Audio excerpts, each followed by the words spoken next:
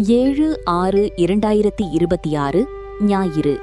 தேய்பிறை சஷ்டி. தேய்பிறை சஷ்டி முருகப்பெருமானை வழிபட உகந்த ஒரு புனித நாளாகும். பௌர்ணமிக்கு அடுத்ததாக வரும் 6வது திதியே தேய்பிறை சஷ்டியாகும்.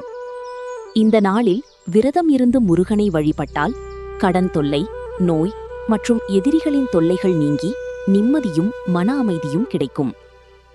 அதிகாலையில் நீராடி வீட்டிலுள்ள முருகனின் படத்திற்கு அல்லது வேலுக்கு பாலபிஷேகம் செய்து பூக்களால் அலங்கரிக்க வேண்டும். நாள் முழுவதும் கந்தசஷ்டி கவசம் பாராயணம் செய்வது சிறப்பு. நாள் முழுவதும் உண்ணாவிரதம் இருப்பவர்கள் மாலை அருள்மிகு முருகன் கோயிலுக்கு சென்று விளக்கேற்றி வழிபட வேண்டும். பால், பழங்கள் மற்றும் அருந்தி விரதம் இருப்போரும் உள்ளனர். மாலை அருகிலுள்ள முருகன் கோயிலுக்கு சென்று விளக்கேற்றி வழிபடுவது மிகவும் சிறப்பானதாக கருதப்படுகிறது.